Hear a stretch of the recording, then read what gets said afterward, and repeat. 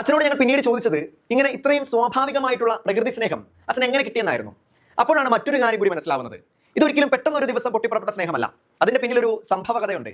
അച്ഛൻ വളർന്നു വന്ന സാഹചര്യമുണ്ട്. കുമരകത്ത് നിന്ന് അച്ഛൻ ഇങ്ങോട്ടേക്ക് ചേക്കേറുന്നതിനൊക്കെ വളരെ മുമ്പ് തന്നെ അച്ഛന്റെ ഉള്ളിൽ പതിഞ്ഞ ഒരു ചിത്രമുണ്ട്. അച്ഛൻ പറയുന്നത് തന്നെയാണ് ഭംഗി. എനിക്ക് ചെറുപ്പം മുതലേ ഈ പ്രകൃതിയോട് നല്ല ഇഷ്ടമായിരുന്നു. പ്രകൃതിയോടും മൃഗങ്ങളോടും, പ്രത്യേകിച്ച് വീട്ടിൽ ആട്, കോഴി, താറാവ് ഇതൊക്കെ ഇഷ്ടംപോലെ ഉണ്ടായിരുന്നു. പശുക്കളെ അച്ഛൻ നെൽകൃഷിക്കാർ നല്ല നെല്ല്, തെങ്ങ്, വാഴ അങ്ങനെയുള്ളതൊക്കെ നല്ലപോലെ കൃഷി ചെയ്യുന്ന ആളായിരുന്നല്ലേ. ഒരു നഷ്ടവും ഇതുവരെ വന്നായിട്ട് ഞാൻ പറഞ്ഞു കേട്ടിട്ടില്ല. അമ്മയുടെ സെക്ഷൻ ആയിരുന്നു വീട്ടിൽ ഈ പച്ചക്കറികൾ. ഞാൻ എൻ്റെ ഓർമ്മയിൽ പച്ചക്കറികളൊന്നും പുറത്തുനിന്ന് വാങ്ങി വീട്ടിൽ കഴിച്ചിട്ടില്ല. ഞാൻ ഓർമ്മയിൽ വെളിയിൽ നിന്ന് പാൽ മേടിച്ച് കുടിച്ചിട്ടില്ല.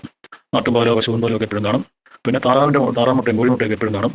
അങ്ങനെയുള്ള പക്ഷികളൊന്നും കൊല്ലുന്നത് കൂട്ടും താല്പര്യമില്ല. ഞാനത് കോഴി ഒന്നിട്ടില്ല. അച്ഛൻ്റെ കൂടെ പാടത്തൊക്കെ പോകും. ഈ കുയ്ത്ത സമയത്തൊക്കെയാണ് ഒത്തിരി ആൾക്കാർ വരും. അന്നൊക്കെ 100 ആൾക്കാർ വരും കുയ്ത്തിനെ. ആ ഒരു വീട്ടിൽ നിന്ന് കിട്ടിയ നല്ല സന്തോഷമൊക്കെയാണ് അവിടെ പ്രകൃതിയോട് ചേർന്ന് ജീവിക്കാനായിട്ട്. ഞാൻ പിന്നെ അച്ഛനെ പെട്ടെന്ന് കണ്ടിട്ടുള്ളത് എല്ലാ ദിവസവും എപ്പോഴും പള്ളിയിൽ പോകും. അത് രാവിലെ എഴുന്നേറ്റ് ഞങ്ങൾ ഉണർന്ന് വരുമ്പോൾ 5-6 മണിയൊക്കെ ഉണരുമ്പോൾ അച്ഛൻ അവിടെ ഡൈനിങ് ടേബിൾ ഞങ്ങൾ ഉച്ച കേട്ടൊക്കെ ഇരിക്കാൻ വേണ്ടി ഡൈനിങ് ടേബിൾ ഇരുന്നുകൊണ്ടാണ് ബൈബിൾ വായിക്കും. പിന്നെ പലപ്പോഴും കണ്ടുണ്ട് ഇങ്ങനെ നടന്നിട്ട് ഈ നെല്ലിനോടൊക്കെ നെല്ലും തെങ്ങും ഒക്കെ അവിടെ ഉണ്ട്. അവിടെ തെങ്ങുണ്ട്. ഇതിനെ പിന്നെ തരികെ പോകുന്ന കാണാം.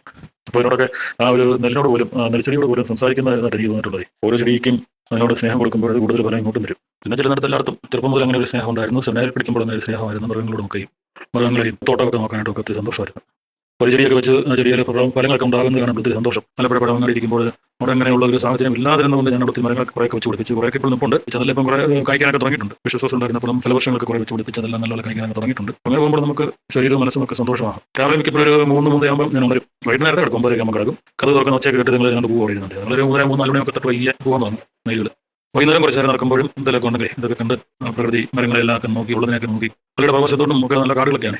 സ്ഥലത്തൊക്കെ ഇങ്ങനെ നടക്കാനൊക്കെ പോകും. നല്ല ശുദ്ധമായിട്ടുള്ള വായു. അതുകൊണ്ടാണ് പെരുന്നട്ടമ്പലം അവിടെ താമസിച്ചപ്പോൾ പിതാവിന് ഇനി വരണം എന്നുള്ള ആഗ്രഹമാണ്. പ്രകൃതിയോട് നമ്മൾ ചേർന്നിരിക്കുമ്പോൾ നമുക്ക് ദൈവചിന്തകൾ നന്നായിട്ട് വരും. സമയം സന്തോഷത്തോടു കൂടി മുന്നോട്ട് പോകാനായിട്ട്. ഞാൻ പിന്നെ ഇവിടെ കപ്പ ഇഷ്ടം പോലെ ഉണ്ട്. 2 മരങ്ങൾ അവിടെ നിർത്തിയേക്കും പറിക്കാതെ. നിങ്ങളൊക്കെ പറഞ്ഞാൽ ചിലപ്പോൾ താടിവനൊക്കെ തന്നെ നിങ്ങൾ തിന്നോളും.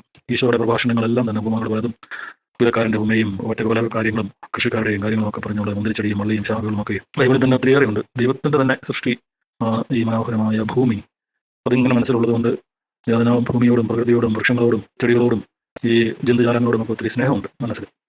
അപ്പോൾ അതുകൊണ്ട് ഒത്തിരി സന്തോഷത്തോടുകൂടെ ഇടപെടുന്നത് കൊണ്ടായിരിക്കാം നിങ്ങൾക്ക് പയ്യങ്ങനെ വരുന്നത് അടുത്ത് വരുന്നത്. അപ്പോൾ മനസ്സിൽ എപ്പോഴും അങ്ങനെ ഒരു പ്രകൃതിയോടുള്ള സ്നേഹം ഉള്ളതുകൊണ്ട് എനിക്ക് എപ്പോഴും മനസ്സിലൊരു സന്തോഷമാണ്. മനുഷ്യരോട് മാത്രമല്ല എല്ലാ സൃഷ്ടികൾക്കും സുവിശേഷമേകാനും സുവിശേഷമായി മാറാനുമാണ് ഈശോ പറയുന്നത്.